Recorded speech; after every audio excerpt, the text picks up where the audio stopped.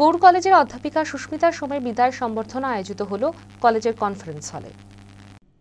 বিদায় সম্বর্ধনা অনুষ্ঠানে প্রধান অতিথির আসন অলঙ্কৃত করেন গৌড় কলেজের অধ্যক্ষ অসীম কুমার সরকার। এছাড়া উপস্থিত ছিলেন অধ্যাপক নিরঞ্জন কুমার মৃধা সহ অন্যান্য অধ্যাপক, অধ্যাপিকা এবং ছাত্রছাত্রীরা। গৌড় কলেজেই অধ্যাপিকা সুস্মিতা সোম তাঁর কর্মজীবন শুরু করেন। বিদায় সম্বর্ধনা অনুষ্ঠানে ভারাক্রান্ত চোখ লক্ষ্য করা যায় অধ্যাপিকার। কলেজের পক্ষ থেকে অধ্যাপিকাকে একটি মানপত্র দেওয়া হয়। কলেজে অধ্যাপিকার ভূমিকা এবং অবদান প্রসঙ্গে বলেন অধ্যক্ষ অসীম কুমার সরকার। অধ্যাপিকা সুস্মিতা সোম জানান, সংবর্ধনা অনুষ্ঠানে স্বতঃস্ফূর্তভাবে আমার সহকর্মী সহ ছাত্রছাত্রীরা যেভাবে অংশগ্রহণ করেছেন তাতে আমি অভিভূত। আমার জীবনে এটি বিশেষ পাওনা। হ্যাঁ, কলেজের প্রথম দিন থেকে আমি আছি।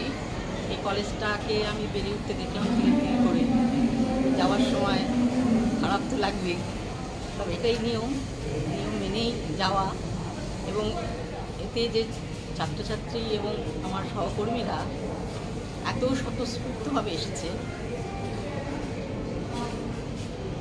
এমন পাওয়া মানে প্রত্যেকটা মানুষ যেন পায়।